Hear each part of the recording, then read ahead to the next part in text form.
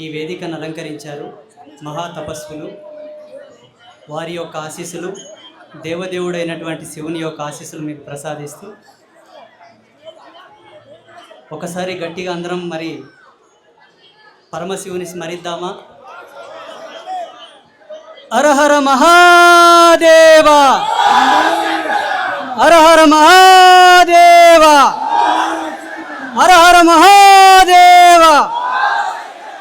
భారత్ మాతా key, Bharat మాతా key. వందే వందే వందే.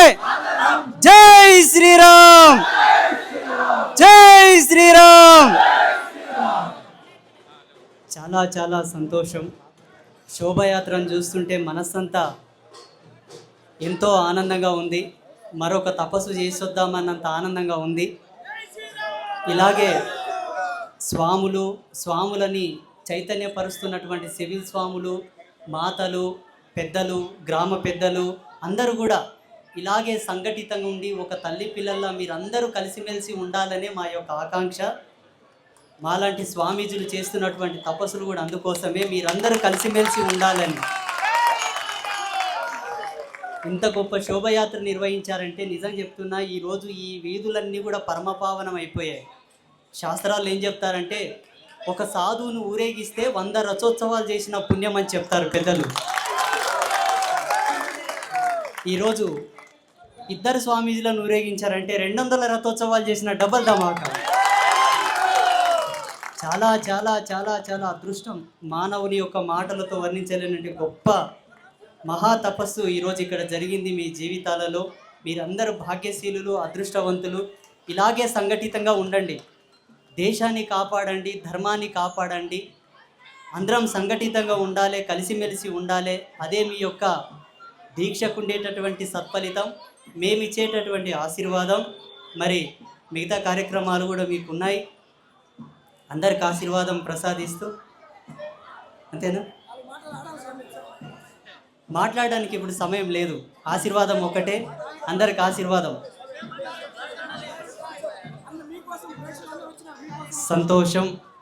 అయితే శివదీక్ష ధరించినటువంటి స్వాములకు ఒక సూచన ఏమిటంటే, చెప్పమన్నారు చెప్తున్నా, మళ్ళీ తప్పుగా భావించకూడదు. ఎవరి మనోభావాలు దెబ్బతీయాలని, ఎవరి గురించి ఎవరినో కించపరచాలని, బాధపరచాలని ఈ మాట చెప్పట్లేదు.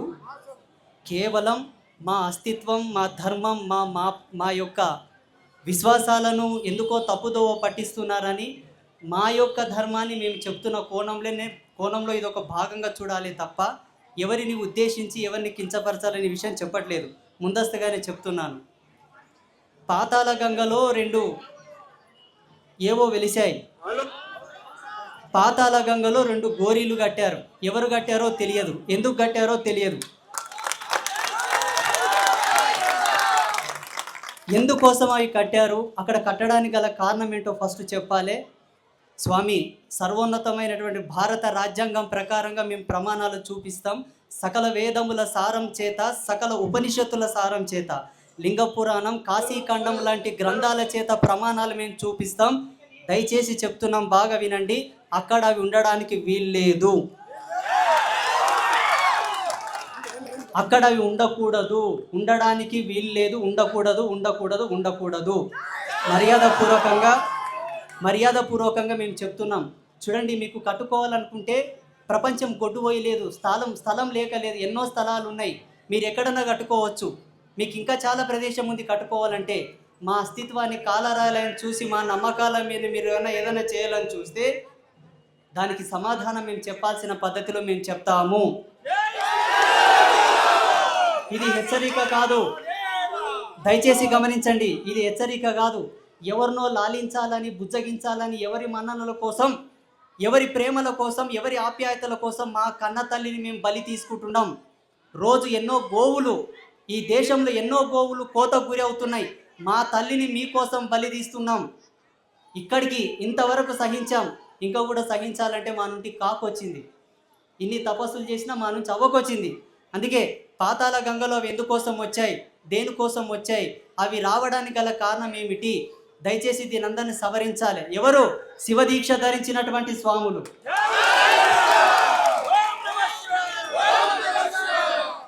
మేము మిమ్మల్ని కట్టుకోవద్దన్నాం.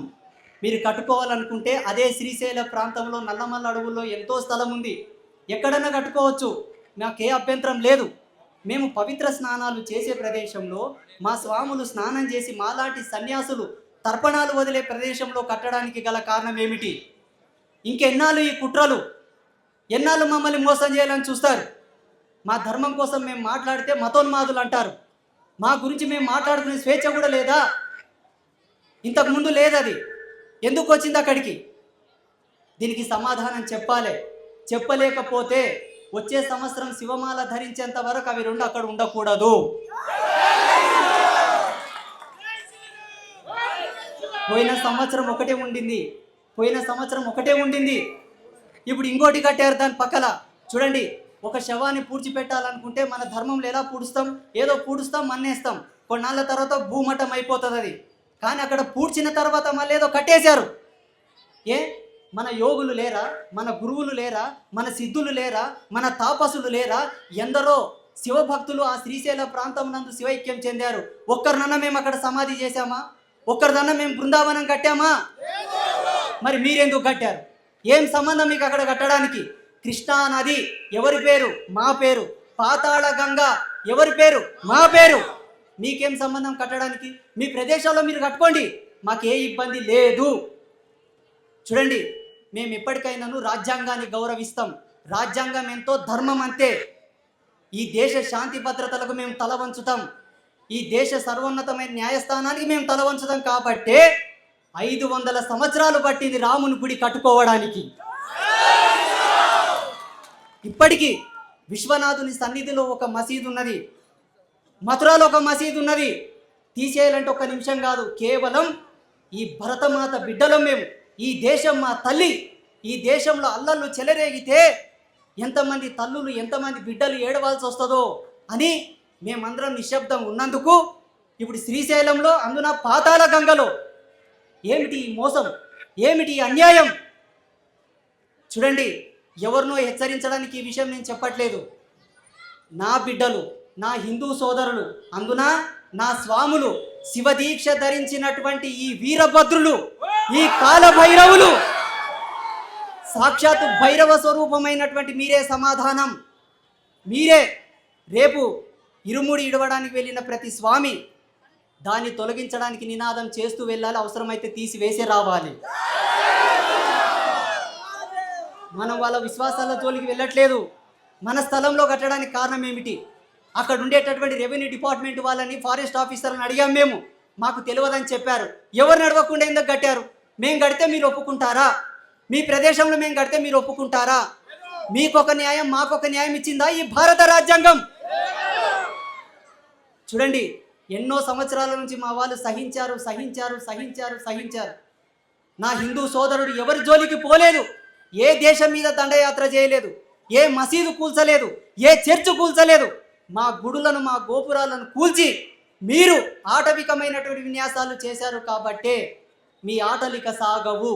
ఒకవేళ నా హిందూ సోదరులు మాకు భార్య పిల్లలు ఉన్నారని కనుక ఉపేక్ష చేస్తే, వాళ్ళు కనుక నిశ్శబ్దం పాటిస్తే, మేము సన్యాసులం, మాకు పెండ్లం పిల్లలు ఎవరూ లేరు, మేము దిగుతాం, అప్పుడు చూసుకోండి. ఇంకా ఒకవేళ ఎంతమంది ఉన్నది సాధులోకం అని కానీ మీకు అనుమానం ఉంటే, ఎంతమంది స్వామీజీలు ఉన్నారని మీకు అనుమానం ఉంటే, మొన్న పోయిన కుంభమేళను తిరిగేసి చూడు, ఎంతమంది కనిపిస్తారో తెలుస్తుంది.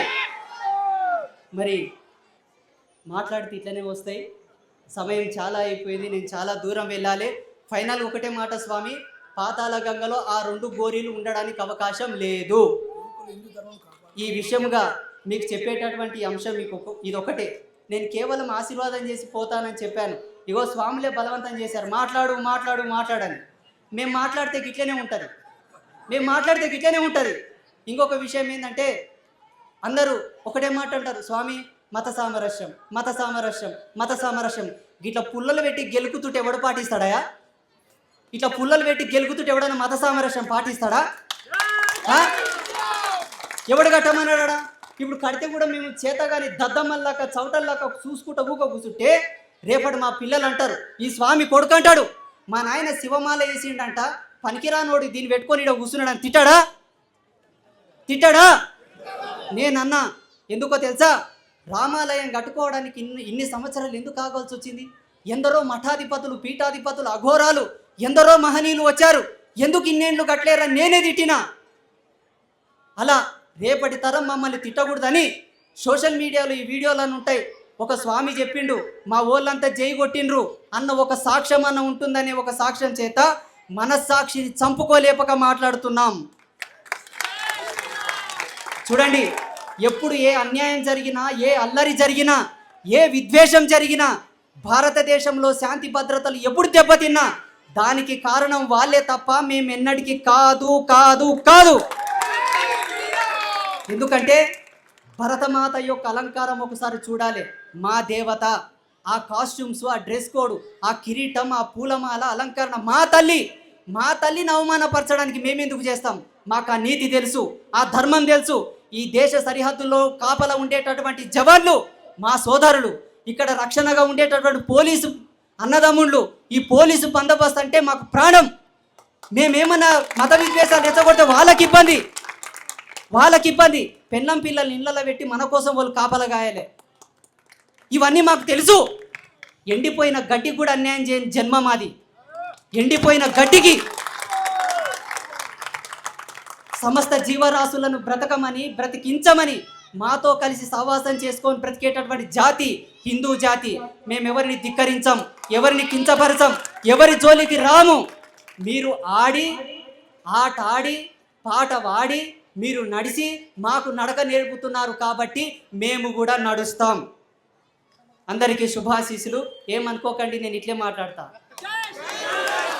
అందుకే అంట నన్ను ప్రోగ్రామ్స్ పిలవకండి అయ్యా, నన్ను పిలవకండి అంటే ఈ స్వామి బట్టి తీసుకొచ్చింది. ఎక్కడ స్వామి? ఇక ఈ స్వామి పైకి లేవు ఈ స్వామి తీసుకొచ్చింది. చూడండి, నేనేమన్నా తప్పు మాట్లాడితే ఈ స్వామి దానికి సాక్ష్యం. నిజం చెప్పండి, నేనేమన్నా తప్పు మాట్లాడినా? గట్టిగా చెప్పాలి.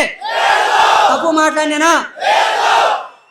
ఇప్పుడే కాదండి, మానవ జాతి వికసించినప్పటి నుంచి ఇప్పటి వరకు హిందూ అనేవాడు తప్పు చెయ్యడు. ఎందుకోసం అంటే అది మన రక్తంలో ఉందండి. జీవో జీవస్య జీవనం, కృణ్వంతో విశ్వమార్యాన్. ఎవరు చెప్పిండ్రు? మన ఋషులు చెప్పిండ్రు. ఆ నీతి మన రక్తంలో ఉండదు. మనం ఎవరి జోలికి పోము, ఎవరి మత విశ్వాసాలను రెచ్చగొట్టం. ఈ మధ్య కాలంలో చాలామంది నాకు ఫోన్ చేస్తున్నారు, స్వామీజీ ఎందుకు దీని గురించి మాట్లాడరు? ఎన్ని ఫోన్స్ వస్తున్నాయి, అన్ని ఫోన్స్ వస్తున్నాయి. కాబట్టి ఇక్కడ చెప్పాల్సిన అంశం అంతా శివస్వాములకే. ఈ బాధ్యత మీద అందరిది. అవునా కాదా? అందరికీ శుభాశీస్సులు. మీరందరూ పిల్లా పాపలతో చల్లగా వర్ధిల్లి, మీరు, మీ సంసారం, మీ ఇల్లు, మీ ఇడుపు, మీ వ్యాపారం, మీ పంట పైర అందరూ సుభిక్షంగా ఉండాలని మనస్ఫూర్తిగా ఆశీర్వాదం చేస్తూ, పూజ్య స్వామివారు ఉన్నారు, వారు కూడా మిమ్మల్ని ఆశీర్వాదం చేస్తారు. అందరికీ శుభాశీస్సులు. మరొకసారి గట్టిగా హరహర మహాదేవ. ఇదొక్క నినాదం చాలు స్వామి, ప్రపంచమంతా గడగడలాడడానికి. శుభమస్తు.